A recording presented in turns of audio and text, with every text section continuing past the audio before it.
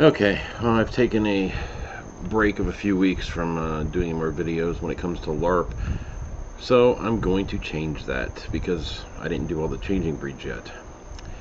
So this time I'm going to approach the Gurahl. It's very germane to me right now because we are allowing a playtest one into our game. Therefore, I've been going over it with a fine-tooth comb. So, let's talk a little bit about it. I'm not a huge fan of them as player characters, mainly because if you're playing a werewolf game, the focus is on the werewolves, and they don't mesh as well as people seem to try to justify them doing so. They suffered very badly during the War of Rage. They don't trust the Gurahl don't trust them, and it leads to problems. Okay, playing Gurahl. Overall, before I even get into the various types of Gurahl to play and such, you have to understand the Kod Versa. This is their version of the litany. Okay? If you're going to play one, you got to understand, cherish the cubs.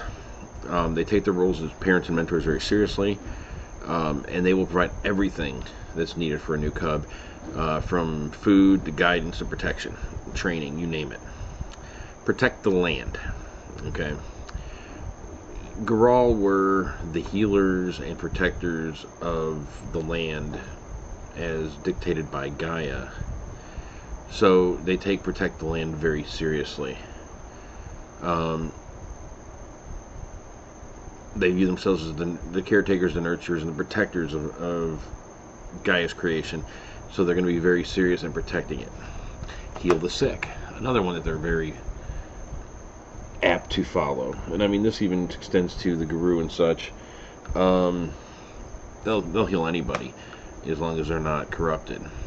Nurture the needy. They will take kindness and Samaritanism to a level that most people will associate with Children of Gaia stereotypes or Black Fury towards women stereotypes. Teach the supplicant. They take their roles as teachers to the younger bears very seriously. Breed wisely. They don't produce metis children because they have rites that actually let them find a suitable mate. So that's part of their thing, is they need to find the right mate. They're expected to follow this this tenet. They're not expected to go out there and just roll the dice and crapshoot on love. Cleanse the tainted. It is their duty to cleanse a tainted area. Part of the protector of the land. Guard the secrets. The secrets that they care for were part of what led to the Guru's jealousy that started the War of Rage. Therefore, they protect them with a passion that rivals or exceeds the Octana. Rites of the Elders. This is kind of like submit to one of higher station. It just entitles them to what they've earned. Remember your history. One of my favorite lines of all time is, those who don't remember history are doomed to repeat it. In the books it even says that they think that it was a werebear that said that. If they forget the history, it will repeat itself. Therefore, they will not forget. Punish the guilty. They're not about letting anybody go. If they decide, and they're slow to decide, but if they decide somebody is guilty of something, they will punish them. Avenge wrongful slayings. They're all about the eye for an eye in that regard. You kill a Gurahl, they're going to kill a Guru. Okay.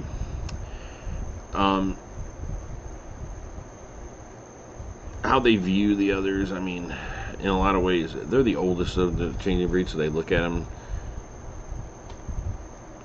as nephews, nieces, younger cousins, whatever it may be.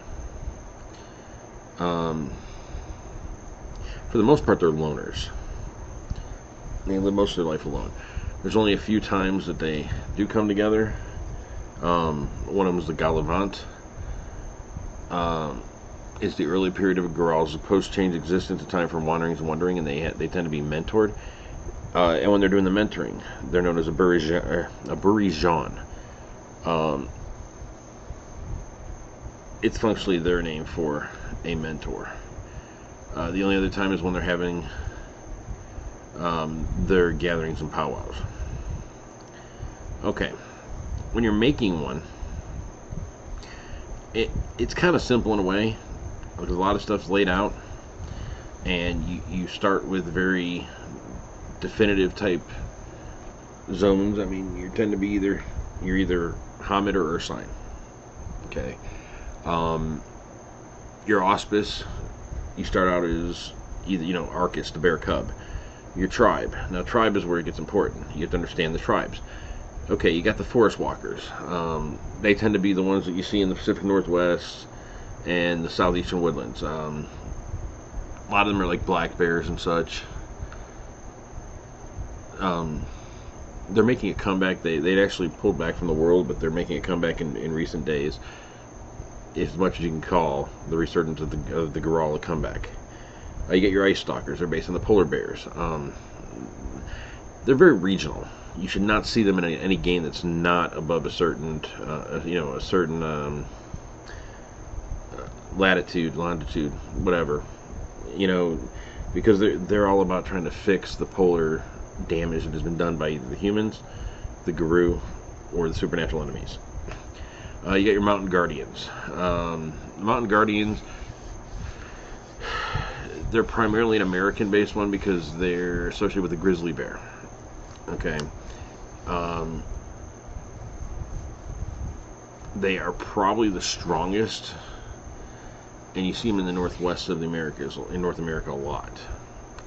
Then you got your River Keepers. They're thought to be the oldest of them and one of the originators. However, they did suffer the worst in the War of Rage because they were easy to find because they did share lands functionally with the Guru and their kinfolk and so on.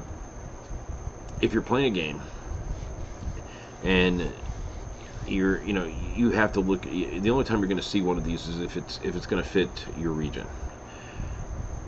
Our game is based in the swamps of Georgia. There's no reason to ever see an ice stalker. The other three, we can make a weak case for Mountain Guardian because we do have mountains probably about 5 hours north. Still too far. Forest Walker, River Keeper, we can make a case for either one of those because in this swamp there are rivers and there are forest regions. The one we're playing with is River Keeper. Okay. Once you've made that part of it, then it's just a question of what you're going to add to it. Okay. Merits and flaws. Most of these have to get approval.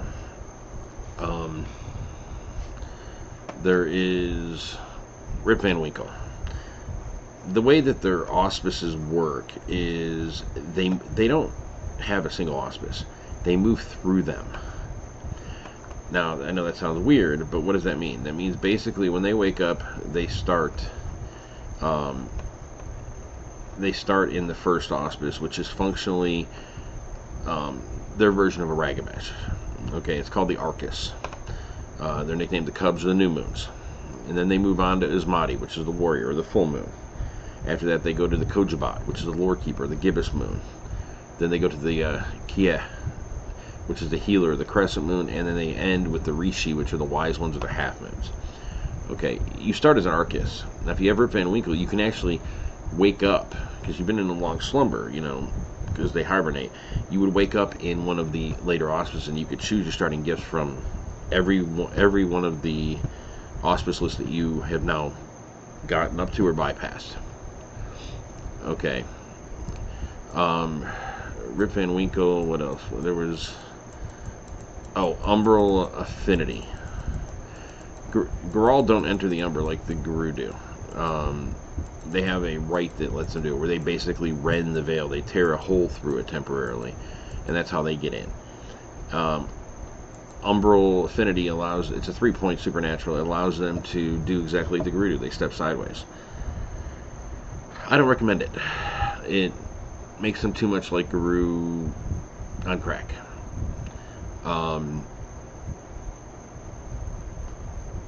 If you're going to use one in your game, revel in the differences from the Guru. Don't make them as much like a Guru as possible. The other one I was thinking was early maturation. Basically, due to something that happened before their first change, they come out as something other than an Arcus. It's a total storyteller one, but it basically will allow, again, for more available gifts at character creation. The other thing you got to watch are the fetishes. Starting character, I don't recommend any of the fetishes that they have in there, because most of them are long-lived, and it's stuff that I personally think the Guru will just take from them. The other rite, or the other power that everybody needs to be made aware of, is they do have a rite that brings people back from the dead. This is part of what provoked the War of Rage, because they wouldn't teach the Gurahl the rite, and therefore they wouldn't teach the Guru the rite, and therefore the Guru, well, they did what they do. Oh, they won't teach us, they're hiding something, therefore we must not kill them all. That's the Guru way, and that caused issues. And then once you're playing, you gotta kind of keep in mind how they make their renown, okay?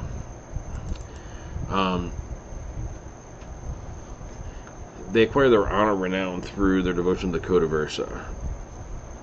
The honors precepts that they have listed are like, remember well the old ways, respect those who teach and who learn from your teachings, revere Gaia's creatures and treat them accordingly.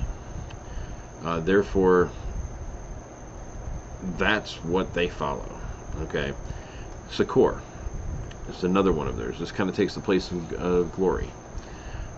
This is recognize their role as the nurturers, so they get renowned for acts of healing, compassion, and purification. The challenges of Sakor are: help is never wasted, even when it isn't wanted. Everyone needs some sort of healing, and compassion is its own reward. Don't expect thanks. And then lastly is their wisdom. Okay, wisdom, self-knowledge, and the knowledge of their place in the world. Pretty simple. It's just like Guru. The wisdom secrets are: there is always more to learn. Hardships provide occasions for self-knowledge, and even your enemies can teach you something. These are some of the things they follow in order to get their renown, and there are various ways for them to do that. When they actually make enough renown for rank, it's done slightly differently. They can only get rank at the Council of Autumn. So once a year, the Gurahl come together, and they will recognize rank, because your elders have to recognize it. Now, they do have an honor system, because they're far-ranging. If I'm a Gurahl and I make functionally the second rank, I can actually claim that without the formal recognition. Just, basically it's informal until I get to the Council of Autumn. So if I end up having to skip 3 years, I could jump 2 ranks functionally in that time, and it's on my word. So they're strict and they're not strict in their own ways. It's kind of odd. Okay, the special crap that comes from being a Gurahl. Okay, they have a few things that make them superior in some ways, and sometimes not. Well, they start with 6 willpower traits, which instantly puts them ahead of everybody else. Okay, and they have this thing where they can basically, it's called adamant will. They use their strong will to oppose anyone who would harm the place and creatures under their care. They get a free retest at any challenge involving their need to defend and protect. Really think about that. That's very abusable. It's very strong.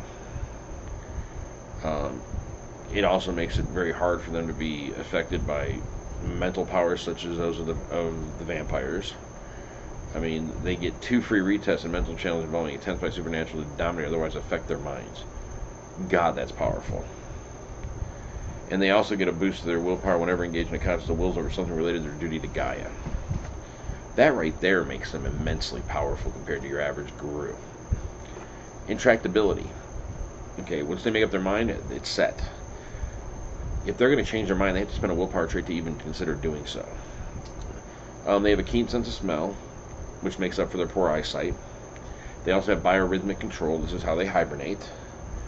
And that's balanced, of course, by seasonal lethargy. Gurahl also, they don't suffer Hirano, they suffer what they call the Burnocht.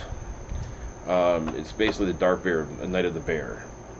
If they knowingly fail in their duty or willingly abandon it, or a perceived obligation, or to pursue another, and it's considered more frivolous or ephemeral, he undergoes a partial loss of his dominant will. He loses the animate will and all the benefits thereof while he's under the dark night of the bear. That's pretty serious for them. Now, what do they follow? Everybody would say, oh, they follow bear. It's not that simple.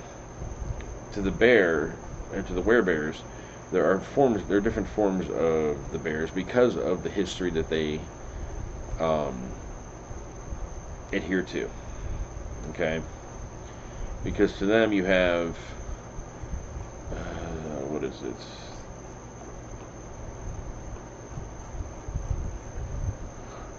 You have the three forms of the bear. Because you have the great she-bear, which is Ursa Major. You have Arcus, which is... Now, let me find it. This is the one I can't remember off the top of my head. Okay, Ursa Major, which is the great she-bear. In a way, it's like the Gurahl version of Gaia itself. She's the all-healer, and is known to touch her children with her love and shelter them under her protection. Then you have Mangi, the death bear. Okay, also known as Spirit Hunter. Basically, they're the guardian of the underworld and the dead, and take charge of the spirits of the Gurahl who pass through the domain on their way to their inevitable reunion with Gaia. And then you have Arcus the Cub.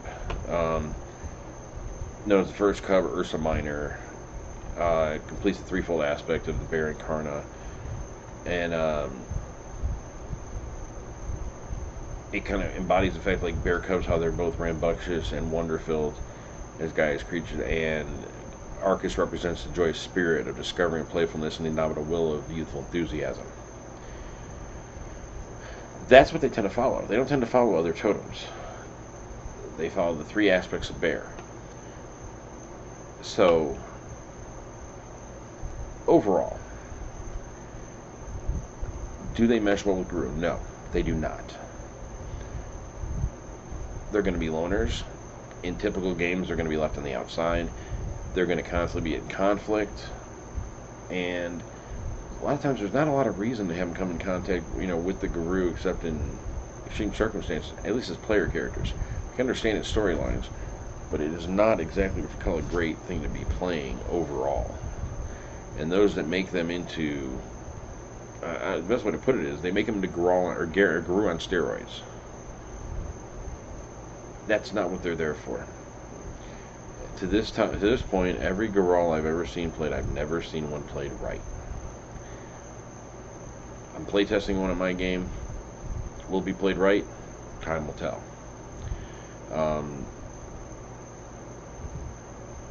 It's still a work in progress. I mean, the player have to go over some stuff, because some of the stuff that I've slammed in this video are things that are problems on a sheet still, because I have yet to go over it fully. So, okay. I think I'm dragging on a little bit. It's late, and I'm getting ready to go on vacation, so I'm probably rambling. So I'm going to wrap at this point. Peace out, guys.